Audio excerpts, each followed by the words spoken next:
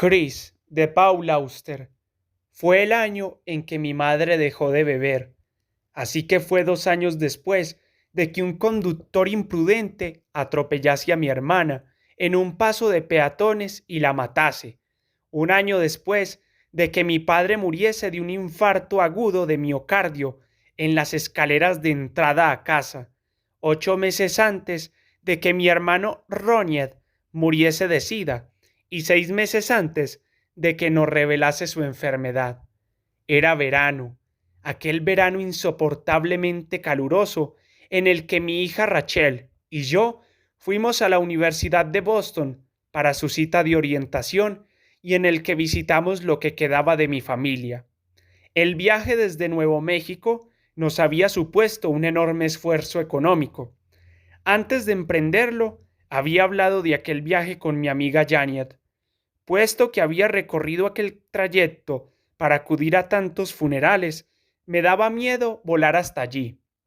En un determinado momento de la conversación, le dije, me encantaría ver a mi primo Chris una vez más antes de que muera, pero no tengo muchas posibilidades de poder hacerlo.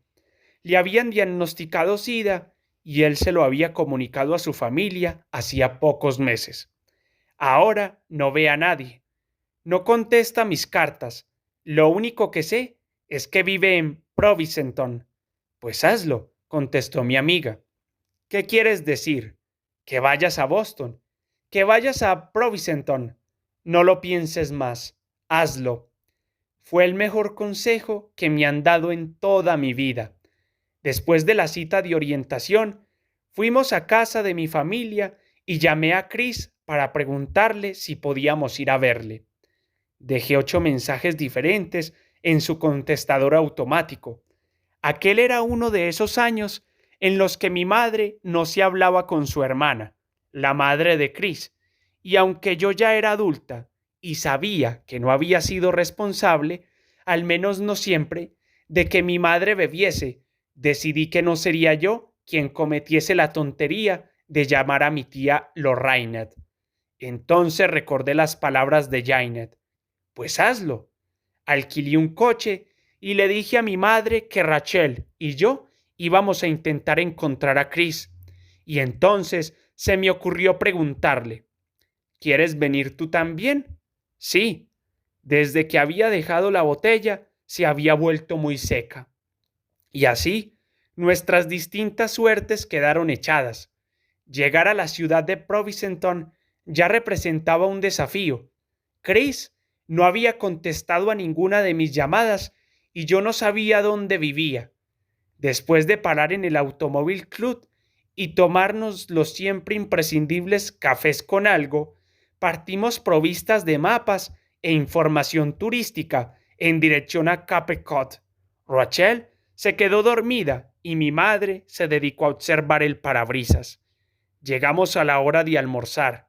Encontré una cabina telefónica convenientemente situada delante de un restaurante de pescado y dejé otro mensaje en el contestador, en el que le decía dónde nos encontrábamos.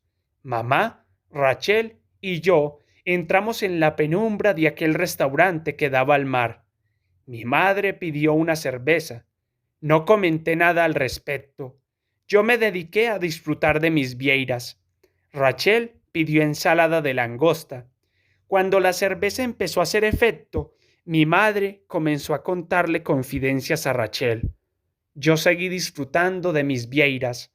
Después del almuerzo, volví a dejarle un mensaje a Chris, aunque empezaba ya a desanimarme. Me recosté contra el cristal frío de la cabina y observé a mi madre jugando en la arena con su única nieta. No sabía qué otra cosa podía hacer. Todavía no está en casa, dije al salir de la cabina. Las dos se quedaron mirándome. Bueno, supongo que podemos andar un poco, ya que estamos aquí. ¿Les pareció bien? ¿Derecha o izquierda? Pregunté. Aquella parecía ser una decisión importante e ilusoria a la vez. Estábamos a mitad de camino entre los dos extremos de una calle llena de tiendas de caramelos y de souvenirs, de hoteles y de restaurantes. Por un lado la bahía, por el otro las colinas. No sabía qué podía encontrar en una dirección ni en otra. Rachel se encogió de hombros y mi madre se dedicó a observarse las uñas de las manos. Muy bien, dije, derecha, entonces. Si mi madre percibió el sarcasmo, que es una de sus especialidades, decidió no darse por aludida. Rachel sonrió, animosa, y nos dirigimos tranquilamente hacia la derecha. De aquel paseo recuerdo una calima de tonos rojos, anaranjados y azulados que vibraba y refulgía bajo el sol. Niños que iban y venían corriendo entre hombres con pantalones cortos y mujeres con vestidos de tirantes. Cruzamos en diagonal la calle desierta, supongo que atraídas por la ausencia de color en el brillante edificio del ayuntamiento, con sus fantásticos jardines en los que había varios bancos acogedores dispuestos a la sombra de dos árboles. Cuando estábamos llegando, mi madre se detuvo a leer el cartel que llevaba el tranvía turístico en uno de los lados, donde se anunciaba el recorrido y los precios. Mira, me dijo, señalando el cartel. Se volvió hacia mí y empezó a hacerme algún comentario, pero yo estaba mirando a Rachel, que en aquel momento miraba algo que estaba detrás de mí. Rachel, dije. ¿Patty? Me dijo al oído una voz conocida. Me volví y vi a mi primo Chris. El tiempo se detuvo. De eso no me cabe la menor duda. Toda Provincetown se detuvo hasta que sonó la campanada del tranvía. ¡Chris! Grité, y la voz me salió altísima y aflautada, como suele pasarme cuando estoy asustada o incrédula. Sí, soy yo. Me abrazó suavemente mientras protegía una bolsa de plástico llena de líquido que llevaba enganchada a la camisa y cuyo tubo desaparecía entre los botones. Estaba delgadísimo, con una delgadez como la que yo imaginaba debían de tener los marineros británicos que sufrían de raquitismo. Su pelo era escaso, tenía hasta los labios delgados, solo su voz era la misma. Llevaba unos pantalones cortos, estrechos y destenidos, una camisa escocesa entallada, gafas de sol y la bolsa de plástico que lo mantenía vivo colgada del pecho, como una estrella de David amarilla que anunciase el holocausto. En aquel momento no era mi primo. Era todos los hombres que morían de sida. Era mi hermano, muriéndose de sida en secreto.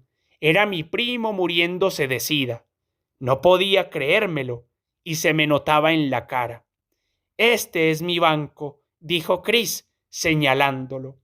Me imaginé que tarde o temprano pasarías por aquí, o tal vez no. Tía Mame, gritó, lleno de cariño, y abrazó a mi madre. Y esta debe de ser Rachel. Y también la abrazó con cuidado. Nos sentamos en el banco de Chris y hablamos de cosas agradables y banales, como si no tuviésemos ningún secreto familiar para compartir. Rachel casi no dijo nada, pero sonreía. Es una gran observadora. Pocos meses después vería morir, literalmente, a su tío Roniet. También mi madre sonreía mucho. El efecto de la cerveza ya había desaparecido, así que tampoco dijo gran cosa. Después de un rato nos quedamos sin tema de conversación. Ninguna preguntó a Chris sobre su tratamiento. Creo que yo comenté que tal vez no fuese bueno que estuviese al sol con aquella medicación. Es posible que él se riera con tono burlón. El momento de la despedida llegó por sí solo. Nos abrazamos y nos besamos. Sé que le susurré, te quiero, Chris. Parecía algo fuera de lugar. Las tres nos volvimos y nos alejamos andando en dirección a la tienda de los auténticos caramelos de agua salada que teníamos enfrente. Ninguna se volvió para mirar por última vez a Chris. Entramos en la tienda y compramos caramelos. Cuando salimos ya no estaba. Sentí un gran vacío. Vamos a buscar conchas, dije, recurriendo a una de las obsesiones infantiles de Rachel. Cruzamos la bahía, nos quitamos los zapatos y caminamos por la arena fresca. Rachel encontró una concha que tenía la forma de una gran uña del dedo gordo de un pie. Mi madre encontró una concha de mejillón de un color púrpura plateado y yo encontré un trocito de cristal, un fragmento color azulado, desgastado, pulido y redondeado por la acción de años y años de agua salada, arena y viento.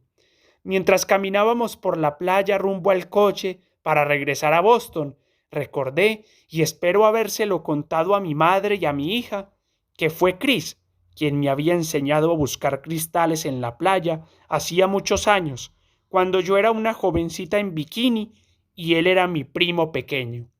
Todavía guardo el trozo de cristal azul de Chris en un frasco de alcachofas vacío, junto con la uña del dedo gordo del pie que encontró Rachel y la concha de mejillón de mi madre. El verano siguiente, la ciudad de Provincetown dedicó a la memoria de Chris Lockhart uno de los bancos frente al ayuntamiento. Edwina Portellet Romero, Las Vegas, Nuevo México.